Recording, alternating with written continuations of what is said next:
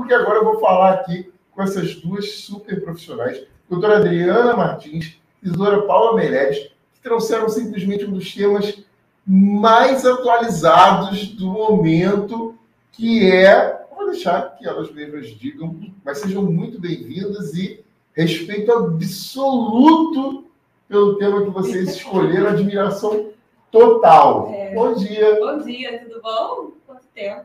Quanto tempo? Acho um mês já.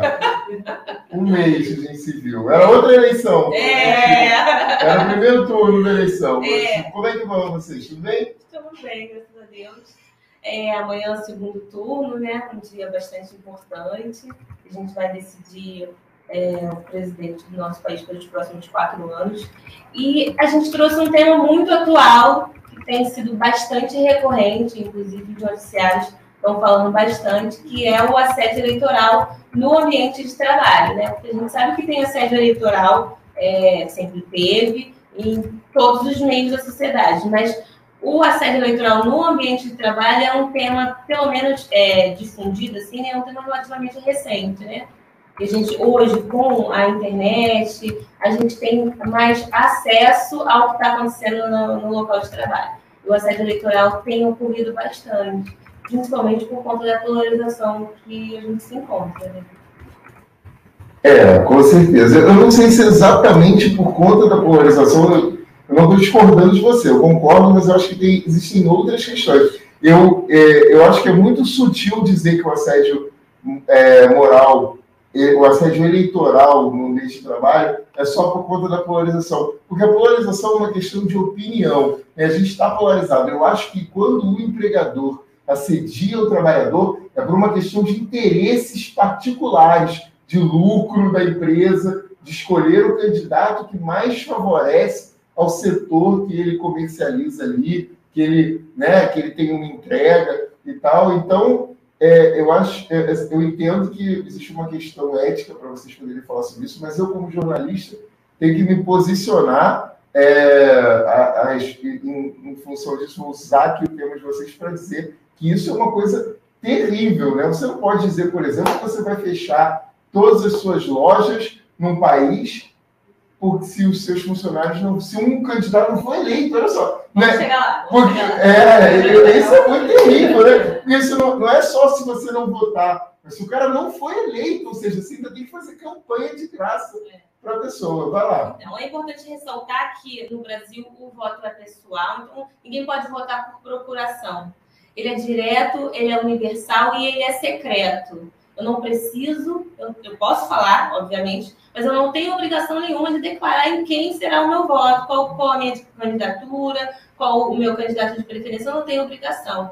E então, ninguém pode mandar que o outro, você no caso, vote em um candidato da minha preferência. Eu, como seu superior hierárquico no ambiente de trabalho, não posso determinar que você vote no candidato da minha preferência. O que é o assédio eleitoral? Né? A gente tem falado muito e é importante a gente esclarecer a definição do que é o assédio eleitoral. É quando o empregador ameaça o empregado para votar em determinada candidatura, oferecendo benefício ou ameaçando sob pena de alguma penalidade, né? Isso é o assédio eleitoral.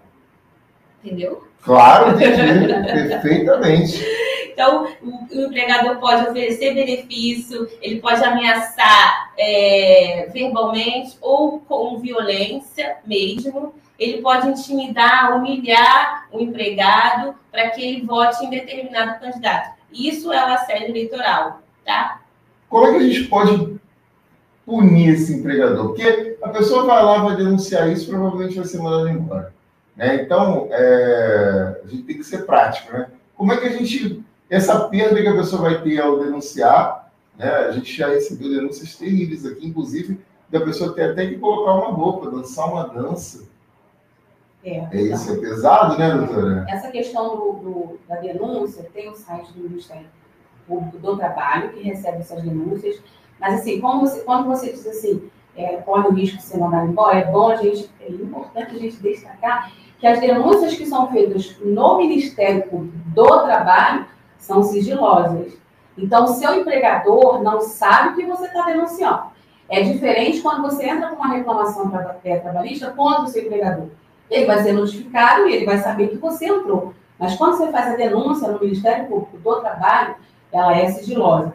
Então, alguém fez a denúncia, o Ministério do Trabalho tem a obrigação de a empresa investigar, mas a empresa, o empregador, ele não sabe qual o empregado fez. Então, é importante porque até te dá, como empregado, uma segurança para você denunciar essa questão. Tá? É assim que funciona a denúncia no Ministério Público do Trabalho. Tá? A ameaça tem que ser direta, doutora? Ou ela, por exemplo, pode ser subjetiva, assim, tipo, ó, se ele não ganhar, saibam que a loja vai fechar, vai ficar todo mundo sem emprego aqui. Pode isso? Isso já é suficiente para fazer uma denúncia? Isso nem é subjetivo, é bem objetivo. Ela não é individual, coletiva. Não, mas é subjetivo porque não está ligado ao voto da pessoa. Está ligado ao resultado da eleição. Como é que você vai manusear o resultado da eleição? Então, mas aí quando eu... Está colocando numa situação que você não tem como atuar. Então, mas aí quando eu falo isso, eu reúno, por exemplo, porque a gente até entra nessa questão. Quando eu reúno meu grupo de 10 empregados, né, eu tenho comércio, eu digo para eles, né, ó, se o candidato A ganhar, eu vou fechar. O que eu estou dizendo para o meu candidato? Ali, implicitamente, está, mas muito bem entendido. Eu vou fechar se o candidato A ganhar. Então, eu vou perder meu emprego. Então, o que nós 10 empregados vamos fazer? Votar no candidato B para ele não fechar se o candidato A ganhar. Entendeu? Não foi individual. Eu não ameacei você, mas eu fiz de forma coletiva e ali ficou muito bem claro. Vou te explicar algo que é muito subjetivo, que a gente estava até discutindo ontem. Um certo empregador, né, ele comprou várias camisas do Brasil, verde e amarelo, colocou o número 22 e obrigou os funcionários... Pelo amor de Deus, não fala isso. Senão tem que dar direito de resposta. Não. Presta atenção. Não. Fala. Então, ele botou a camisa do Brasil nos funcionários, como a gente faz, por exemplo, no Natal. A gente não põe funcionário de gorrinho e tal. Fez, beleza, com o número 22, mas qual foi a alegação dele? É Copa do Brasil. E a gente está em 2022. É subjetivo. Ah, cara, que Por quê? Você está entendendo que é subjetivo? Se isso não vier acompanhado, é a cara que fez. Se isso não vier acompanhado de que se você não votar em A ou B, eu vou te demitir ou vou fechar, foi subjetivo. É Copa do Brasil, é Copa, né? E a gente está no... Parabéns às equipes de marketing. Subjetivo. Mudaram essa legenda. Agora, algo objetivo que aconteceu mesmo, né? Enfim, um exemplo muito objetivo. Mas, pelo amor de Deus, não cita mais número nem posiciona. Não. Vou morrer se tiver que 2022, resposta dessa pessoa. E, assim, enfim, num certo local, apoiando o candidato, e ele reúne, né, todo mundo e falou, olha, como você falou, se o candidato A ou B ganhar, a gente perde o lucro e eu vou ter que demitir todo mundo. É muito objetivo. Foi muito objetivo. Algo que um cliente essa semana me perguntou, isso é assédio eleitoral? Aí eu tive que explicar para ele, não. Porque o meu patrão, ele é a favor do candidato A e ele fala o tempo todo do candidato A, que o candidato A é melhor, que sei que é mais lá. Eu falei, beleza. Ele tem o direito de expressar.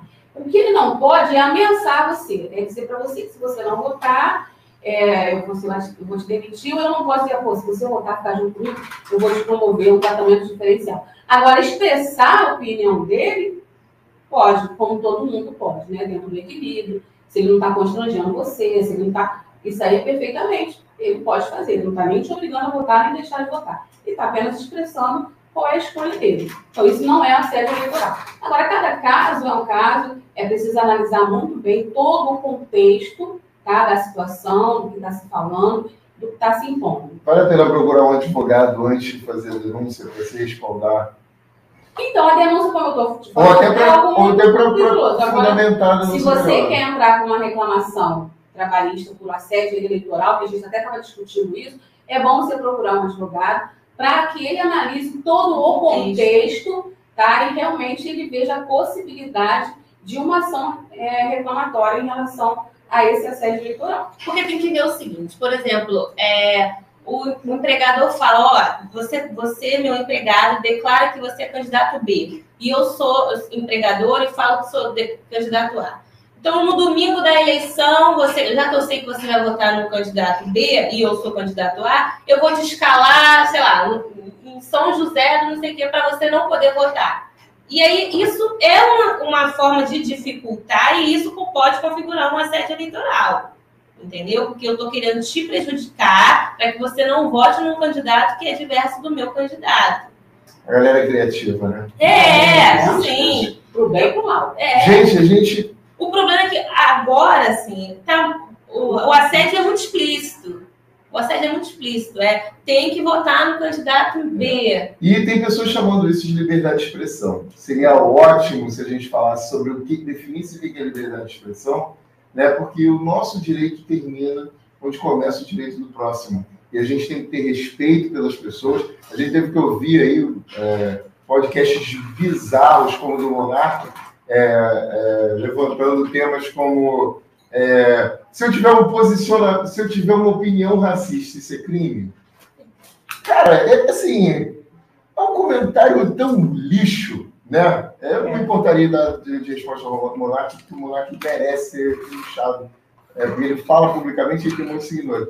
Um comentário tão nojento, né? De um nível tão baixo, você falar uma coisa dessas, você suscitar uma pergunta como essa, em pleno século XXI, né? Não sei se ele é algum tipo de supremacista branco, se ele acha que ele é branco, sei lá.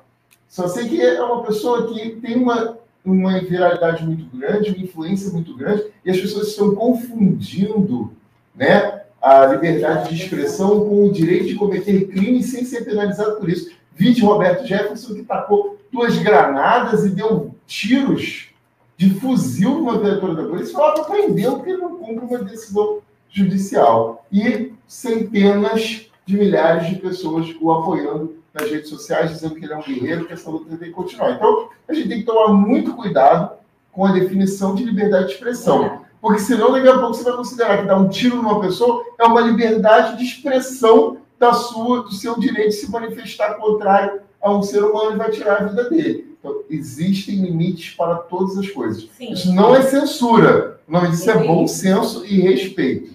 O empregador, para evitar uma maior penalidade, é importante que o empregador se respalde, tome cuidado ao declarar apoio a determinado candidato, até mesmo para evitar penalidade, indenizações que ele pode sofrer, né? Sanções tanto de cunho coletivo quanto de cunho individual. Gente, é uma pena, nosso tempo acabou. O tema maravilhoso, na verdade acabou já tem um tempão. Eu que vou dar meu jeito aqui de compensar, mas o assunto muito importante, uma pauta importante. Queria que vocês dessem as redes sociais de vocês aí, só para quem quiser, de repente, estar pensando em denunciar sim, tá? Pode até me ligar também que eu ajudo a intermediar aí. Isso é um absurdo. Sim, pode mandar mensagem pra gente nas redes sociais também. Que a gente Qual é a rede social? Então, nosso Instagram é @martinzmeirelles_ADP. Nosso telefone, né? O meu é 21 9645455234. O meu é 974 23 5959. Tá, na bio do nosso Instagram, a gente tem a nossa página do WhatsApp, o nosso grupo de dúvidas, a gente tem a nossa página no Facebook, tem LinkedIn, tem todas as redes sociais na bio do Instagram. Queria dar um abraço em vocês, mas eu vou ter que só me despedir. Um beijo para vocês, gente. Eu falei com essas 2 profissionais maravilhosas, a doutora Adriana e a doutora Paula. Obrigada. Da Martins e Meirelles, advogados. Curtam muito, sigam muito esses profissionais corajosos, bravos profissionais que vieram aqui falar a verdade, exercer sua real liberdade de expressão. Bandeirantes.